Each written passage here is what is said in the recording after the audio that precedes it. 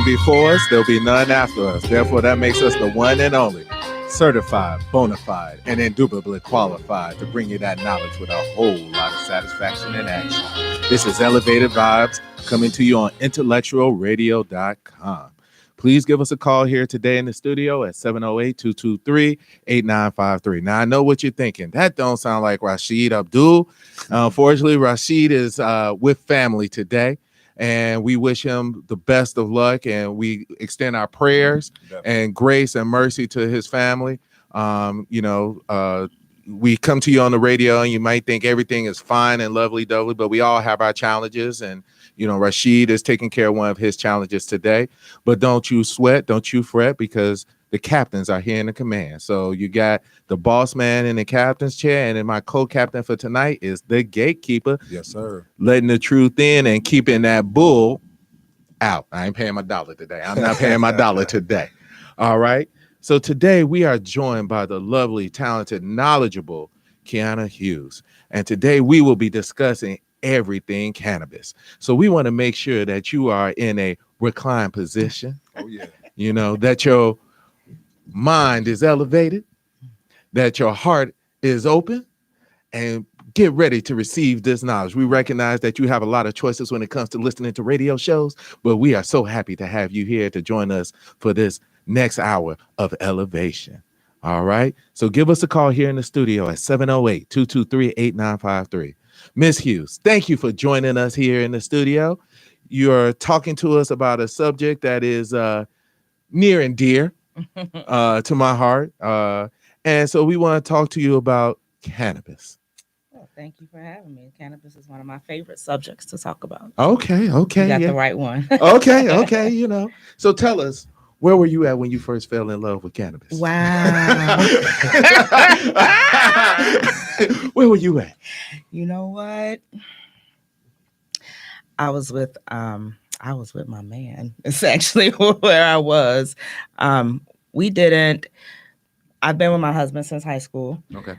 We didn't indulge. We didn't do anything in high school. And he probably gonna kill me from telling this story. I'm sorry, Rob. But we went to different schools, right? And he used to cut hair. And he still cuts hair just on the side. And he would always cut his friend's hair. And I think he used to cut like the weed man's hair.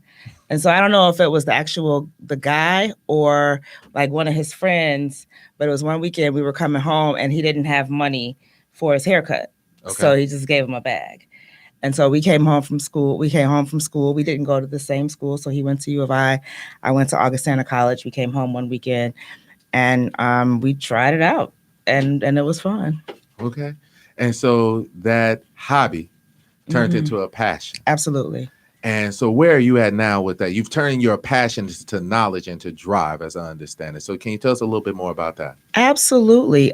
So really my cannabis, first of all, I have a long history, weed, I'm gonna just call it weed. I'll probably call it cannabis, just, out of professional habit, but weed has been a part of my life for as long as I can remember. Right. And I come from a family that, has very serious issues and problems with addiction to like hard drugs, like crack and your heroin and your cocaine and of course, alcohol. So really, weed wasn't even really like a big deal in our family. Right. It was just one of those like that was like the easiest thing, probably the least controversial thing that you could do. But I did grow up in the just say no dare era. So I was very anti because I had also seen, really how my relatives and loved ones that were addicted to crack and heroin and how that had really affected their lives. And I bought into the idea that that weed was a gateway drug. And so for that's why I said, in high school, I never did it. And I thought it would make you unproductive and so on and so forth. So from that experimentation and me really actually starting to smoke in undergrad. And then I was with my friends in school who we were smoking and studying and doing papers and pulling all-nighters, right? We weren't just, it wasn't so much just like a stone, like, yeah, we was getting high, but it wasn't just for that. It was like, this is something that we doing while we're working, right? So it's always been a part of being productive as well as being relaxing. Allowing it to open chambers of your brain. There you go. Yeah. And then it's funny because I have an uncle who and I should say most of my family that was on hard drugs previously, they've gone through recovery and they've been in Narcotics Anonymous and stuff. So they're not even on that now. So, but one of my uncles, he used to say, if you study for the test high, then you got to take the test high, right? So those same like portals. So, I knew how to smoke weed and go to work and go to school and do the things I needed to do. Neither here nor there. But as far as for a career, so for a long time, it was just kind of a recreational, fun kind of thing.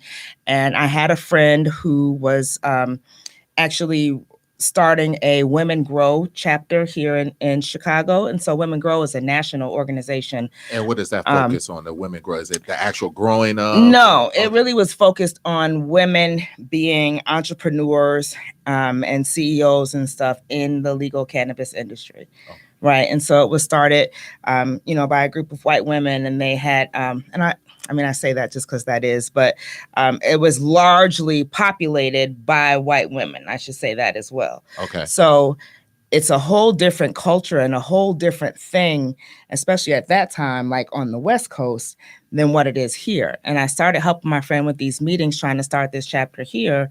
But at that time, all we had was the medical cannabis program, right? And so there really just weren't that many opportunities in this space to give to women. And so just really, fast forward, long story short, just like being exposed, going to Denver.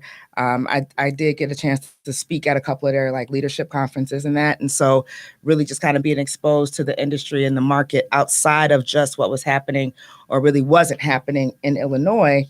I was just able to see it. And like they talked about it way different. The way they talked about cannabis, this is when I started using the word cannabis, right? Yes. And the way that they talked about cannabis and the cannabis industry, it wasn't nothing like how we talk about weed, at home. And I wanted to bring that home to my people. I wanted us to be talking about it and regarding it in the right way. Right. And then even as I got more and more into the industry here in Illinois and just trying to look for what those industry opportunities were, and I would go to these different events, and again, it would be a bunch of white people, right? But they knew, like they were in it, they were on it. Well, just even the way you're talking about it is the professionalization. Like, for us, it's weed. Yeah. Kind of like similarly what happened to tobacco. Like we once you stop talking about it in weed, we talk about it in terms of cannabis. And cannabis is monetization and legalization. We didn't legalize weed, we legalized cannabis. So can you tell us about some of the challenges that you saw with Illinois in terms of its legalization? Illinois, based on my research, was the 11th state to pass cannabis legislation. And we are set to make over $1 billion. Illinois is at the end of 2021. Part of what we do here on Elevated Vibes is talk about how it affects people of color. Yeah. Of that $1 billion that Illinois is set to bring in, right? How much of that is going to people of color? As far as in the ownership type of a deal, in any capacity. I'm sure there's some employees. There's probably a couple of bartenders. There's probably some contractors or some, some attorneys. I don't know. Everybody's probably getting a little sprinkling. But no, there are no minority licensed dispensaries or cultivation centers in the state of Illinois.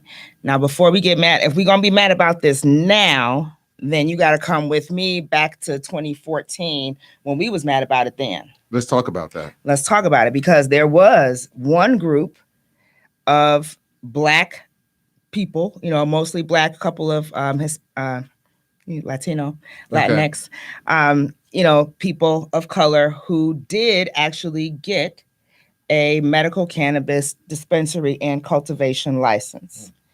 They fought very hard trying to get the buy-in from the Black communities to open in the Black communities. Okay. The Black communities as a whole did not want them there. The politicians, the preachers, Miss Gladys down the street, Miss Irma, Sister Thomas, Deacon Fry, right? Okay. They didn't want it. They fought hard against it. We don't want that. We don't want weed in our neighborhood. We don't want them drugs in our neighborhood. Do you have a Y'all are front for the white man, and we don't, they didn't want it. So after a while, and what people don't really realize is once you get the license, like that's the first part, but then you're literally spending time and money and effort to get that thing open, right? And basically, they ran out of money before they were ever able to actually bring that license to fruition as an actual building. And so they I were know we're gonna bought talk out. about it. What is the startup cost? I know we're gonna. That's the second half of the show, but just Yeah, so that people have an understanding. It really just depends on. So I'll say, like, for example, I used to know these numbers by heart. So I can't talk about what it was in the medical realm because that was before me. I know it was a lot more money and it was a lot more requirements for it at that time. And that whole process was really like shrouded in secrecy. So a lot of people don't really know. As far as the current licensing or whatever, so the license application, I'll give you the general one. So the license application is $5,000. The licensing fee, once you get it, right? So it's that to apply, and whatever it is you have to spend to compile your application, right? Because it's not just the application that you fill out. It's like 20 some odd exhibits that you have to submit. Okay. And some of those that you may need to get consultations, right? You're going to need to get an architect to draw you up some plans. You're probably going to need consulting with a security firm. You're going to need consulting from someone who knows something about operations because you got to have a SOPs manual. You got to there's a bunch of that goes with it. So there's that part of it. And then if you get it, then you have to pay, I think it's like $60,000 for the actual license fee. Oh, wow. Okay. And that's what the annual license and registration fee is. I could be getting the numbers kind of off, but then you add into that the cost of actually doing the building, right? You need to build the building. It needs to be within compliance. It's got to meet what you said and all those different plans that you submitted, right? It's got to do that and be equipped. You have to have the right equipment. You got to have the inventory and so on. So it can range anywhere from $250,000 to upwards of $1 million. So what happened with this group of Black entrepreneurs? They didn't even get to that point because their funding started to run out just in the let's secure the building so we can actually do the build out and get the product in there and get cracking. Because they didn't have the support of the community. Because they didn't have the support of the community. And also the business people in that community. Absolutely. And the aldermen and all the people that's rah about it now was like no about it then. And so real quick, so what ended up happening is a big white company came and bought them out. Wow. Okay. So why do you think that we always get the last bit of information, and when we get the information it's bad, but when